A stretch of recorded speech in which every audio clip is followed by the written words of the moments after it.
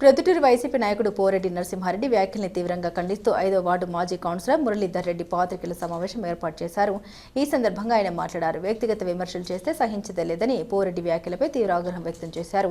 Reliance mall, Nandini cloth market సెటిల్మెంట్లో ఎవరి వాటా ఎంతో చెప్పాలని మురళి డిమాండ్ చేశారు.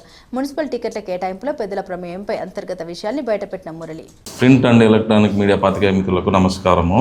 నిన్నటి దినం చోటా నాయకులంతా ఒక ప్రెస్ మీట్ పెట్టినారు.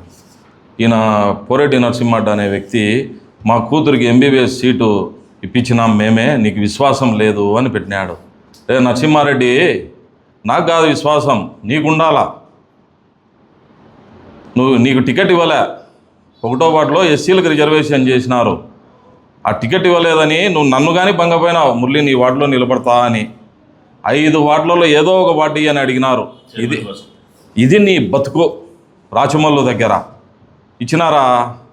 మళ్ళీ మీ క్యాస్ట్ ఏందో అని ఆడ మీ ఇంటి దగ్గర కూర్చొని 10 రోజుల నుంచి అలిగి కూర్చున్నావు.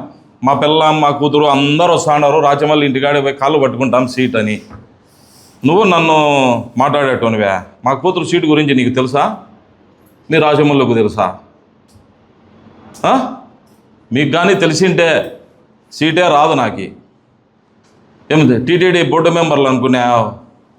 చిప్పగిరి ప్రసాద్, మారుతి అన్న, వాళ్ళకి ఏం చేసినావు? నిన్ను అడిగి ఇచ్చినారా సీటు? అడిగి ఇవ్వలే అన్నా, పైనుంచిది ఇచ్చినారు సీటు. అప్పుడు నువ్వు సజ్జల రామకృష్ణారెడ్డి సార్కి ఫోన్ చేసి ఏమన్నావు? నాకు తెలియకోకుండా స్పీకర్ ఆన్ చేసినావు. ఆయన ఏమన్నాడు? 1 నుంచి 3 వరకు నాకు సంబంధం లేదు ప్రసాదు, మిగిలిన 4 నుంచి నాకు తెలుసు, 1 నుంచి 3 జగన్మోహన్ రెడ్డి సార్ ఇచ్చినేటవి అని అన్నాడు. అంటాను స్పీకర్ ఆఫ్ చేసినావు. అప్పుడు మారుతితో ఏం మాట అన్నావు? నాకు నీ దాంతో ఒక 10 దర్శనం లెటర్లు ఇస్తాండు అని మాట్లాడినాడు మీ రాచమల్లు.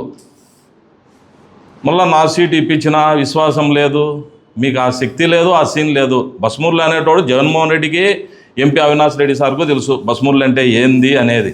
మళ్ళీ 2 సార్లు కౌన్సిలర్ టికెట్ ఇప్పించినావంట. ఏమన్నా నీకే గతి లేదు, నాకు టికెట్ ఇప్పించేటోనివే. 50 లక్షల డబ్బు ఏం మీ ఇంట్లో ఇచ్చినావు? ఎమ్మెల్సీ రమేష్ యాదవ్ అని 6 కోట్లు ఎత్తినావు. ఆ డబ్బులో ఇచ్చినావు. ఎంత ఇచ్చింది నువ్వు?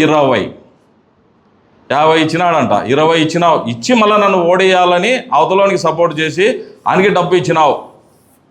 ఓట్లు వేయాకని చెప్పినావు. ఇది రాచమల్లోని స్టోరీ. పోరెడ్డి, మీ నాయకుని స్టోరీ. నువ్వు హైదరాబాదులో మొన్న నీకు తెలుసు కదా ఏం జరిగిందో. హైదరాబాద్లో టోపీలు పెట్టి ప్రొద్దుటూరుకు వస్తావు. ఈడ ఒకడు కావాలా నీకు దిక్కు ఉన్నాడు, ఒక ఎక్స్ఎమ్మెల్యే అని. ఇది నీ బతుకు. హైదరాబాద్లో టోపీలు పెట్టడం, ఈడ తిరగడం. నీ బతుకే టోపీలు. కాలుకు ఒక బొట్టు పెడతావు, ఈడొక బొట్టు పెడతావు, ఈడొక బొట్టు పెడతావు. నిత్యం మోసము, అవినీతి.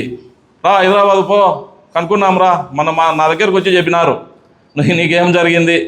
మున్సిపల్ గ్రౌండ్లో తిరుగుట నీ గురించి చెప్తారు. 2 సార్లు ఐపీ పెట్టినావు నువ్వు, తెలుసా? ఆడవాళ్ళు అడిగినారు నెంబర్ చెప్పండి ఆయనదే అని. మళ్ళా నువ్వు నన్ను మాట్లాడేటోనివి. ఆ శక్తి ఉందా నీకు? మళ్ళా వార్నింగ్ అంట. చెప్పు పోరెడ్డి. అన్నా వంశీ అన్నా, చాలా బాగా మాట్లాడినావన్నా. టైం డేట్ నువ్వే చెప్పన్నా. నేను మీ కాళ్ళు పట్టుకున్నానా? 14, 19లో ఎవరన్నా పొద్దుటూరులో రాజకీయం చేసింది? మీ నాయకుడు ఇంట్లో అనుకున్నాడు. మీ బంగారన్న అడుగు చెప్తాడు.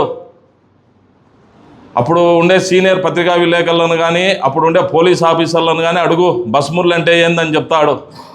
మీ నాయకుడే నన్ను పిలిచి,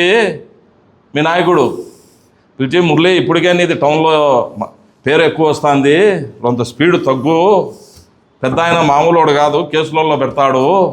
నేను చూడు ఎమ్మెల్యేనా ఇంట్లో కూర్చోండా ముడుచుకొని అని చెప్పినటోడు మీ నాయకుడు.